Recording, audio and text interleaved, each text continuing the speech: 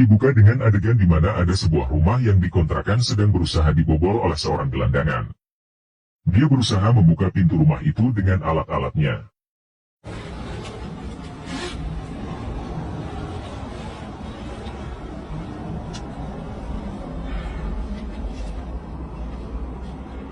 Lalu adegan berpindah ke sebuah rumah, di mana Mari sedang dipukul oleh suaminya. Rupanya si suami tidak suka dengan Mari yang kepo menanyakan dia habis dari mana dan menuduhnya selingkuh.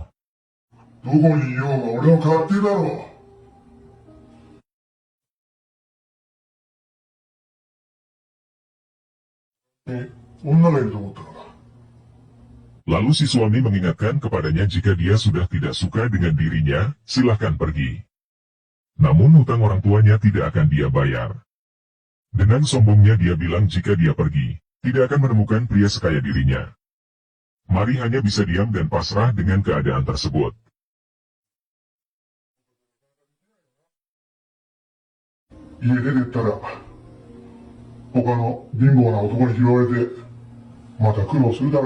Kemudian adegan kembali ke si gelandangan, dia berhasil masuk ke ruangan rumah itu. Dan dia pun istirahat sambil menikmati makanan dan minuman yang dia bawa.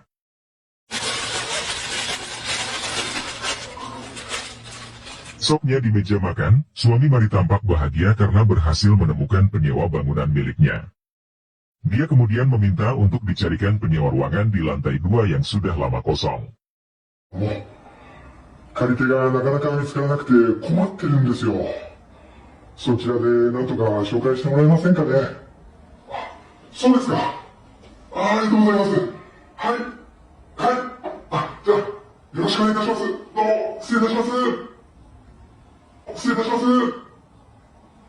Dia kemudian bilang ke Mari untuk membersihkan ruangan di lantai 2 tadi, karena akan dicarikan penyewa oleh temannya.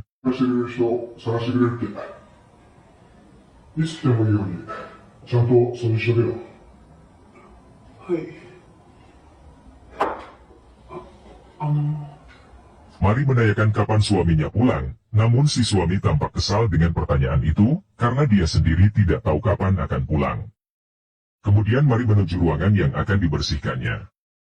Ternyata ruangan itu yang semalam dibobol oleh si gelandangan.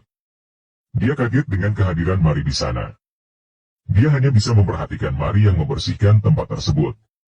Mari tampak tidak tahu dengan kehadiran orang asing di rumah miliknya.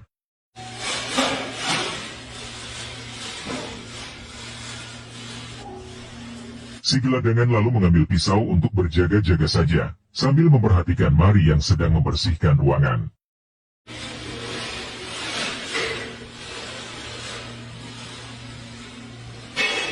Namun tiba-tiba, Mari dikejutkan oleh suara yang dibuat oleh si gelandangan. Mari memeriksanya. Si gelandangan yang kaget karena ketahuan, langsung menodongkan pisau ke arah Mari. Mari lalu mengancam akan melapor ke polisi. Dia kemudian mengambil ponsel miliknya. Si gelandangan masih menodongkan pisaunya.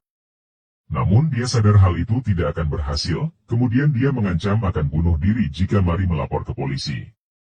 Mari yang bingung hanya bisa diam.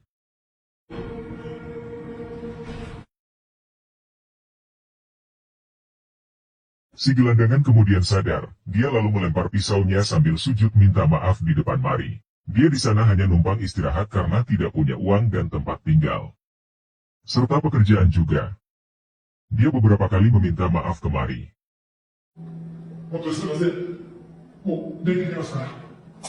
Mari yang merasa kasihan langsung menawarinya makan. Si gelandangan kemudian dengan lahapnya memakan makanan yang dibawa Mari. Mari sambil memperhatikannya makan, lalu bertanya tentang banyak hal. Si gelandangan berjanji akan pergi setelah makan.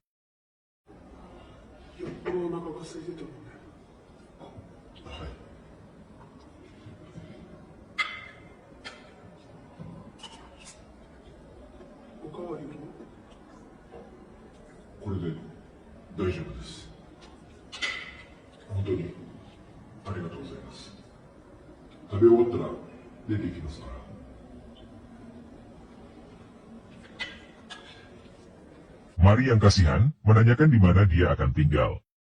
Dia lalu menjawab mungkin di taman. Berhubung menurut laporan cuaca malam ini akan hujan, Mari yang merasa kasihan menyuruhnya tinggal di sana malam ini.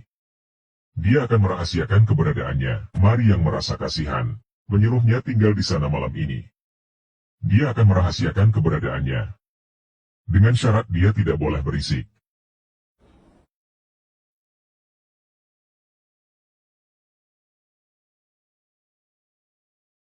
Dan Mari pun meninggalkannya sendiri. Namun sepertinya dari gelagatnya, dia malah tertarik dengan si gelandangan tersebut. Malamnya, Mari menunggu suaminya di meja makan. Dia menunggu untuk makan bersamanya. Kemudian ponselnya berdering, itu dari suaminya. Dia mengabarkan jika dia malam ini tidak pulang karena harus bersama kliennya. Dia juga berpesan bahwa besok akan ada yang melihat lantai 2 untuk menyewanya. Jadi memintanya menemani si penyewa untuk melihat-lihat ruangan tersebut. 明日下見に来るから、お前も一緒にいろ。いいな。よろしく。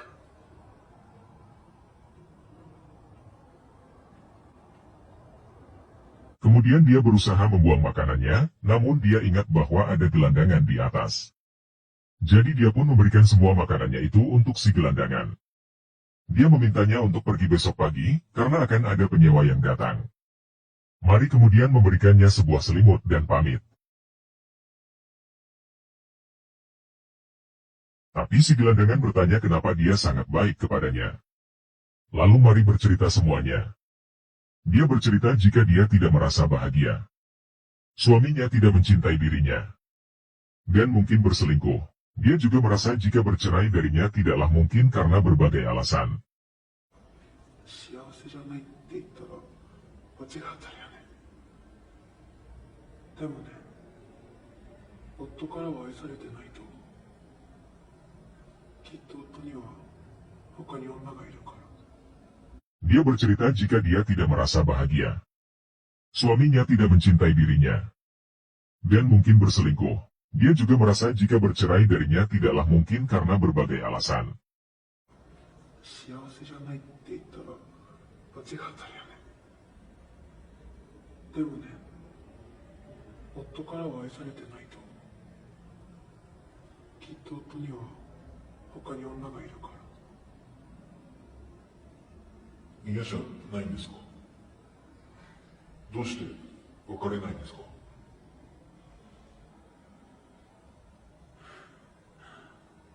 別れられないのよ。いろいろ事情もあるしね。 Si gelandangan rupanya tahu jika Mari wanita yang kesepian, kemudian dengan berani dia mendekati Mari. Dan berusaha memeluknya. やめて。 Esoknya, Mari mengantar si penyewa melihat-lihat ruangan kosong itu. Dia lalu pergi ke kamar mandinya karena curiga ada sesuatu di sana. なんとかよろしくお願いします。 Dan benar saja, ternyata si gelandangan masih ada di sana. Bersama si agen pelantara sibuk melihat-lihat ruangan sambil berdiskusi tentang biayanya. Setelah beres, si agen memanggil Mari karena si penyewa akan pulang. Mari yang masih di smackdown oleh si gelandangan, beralasan jika dia sedang membersihkan kamar mandinya. Jadi si agen dan si penyewa memutuskan pergi duluan. Dan Mari pun melanjutkan adegan enak-enaknya. Setelah beres dia buru-buru pergi dan meminta si gelandangan pun untuk segera meninggalkan tempat itu. Malamnya, Mari bersiap untuk tidur. Namun sepertinya dia mulai merasa memuncak lagi. Kali ini dia berencana memuaskan hasratnya oleh diri sendiri.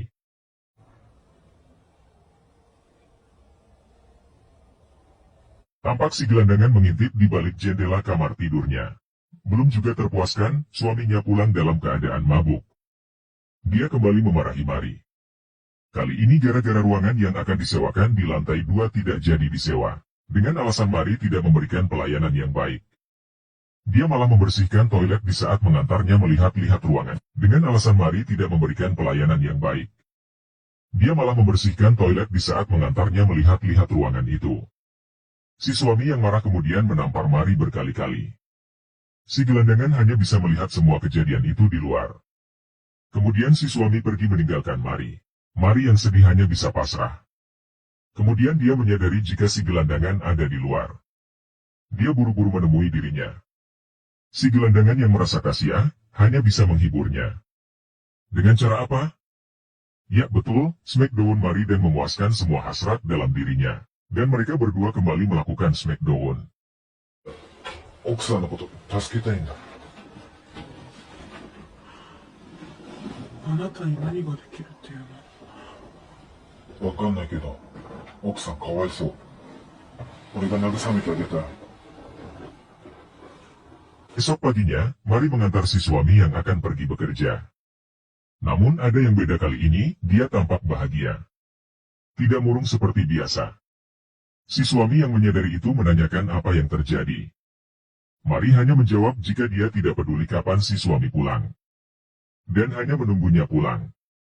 Si suami juga berpesan jika ruangan di atas yang tidak jadi disewa, untuk selalu dibersihkan oleh Mari. Sepertinya dia sudah tidak peduli dengan suaminya, karena sudah punya si gelandangan yang setiap saat bisa memuaskan dirinya. いつもより顔が明るいじゃないか。そうですか。まあいいや。じゃあな。 Mari kemudian pergi ke atas. Dan sudah dapat ditebak, dia menemui lagi si gelandangan yang tampaknya sekarang tinggal di ruangan kosong tersebut. Dan film pun ditutup dengan adegan Smackdown lagi antara Mari dan si gelandangan.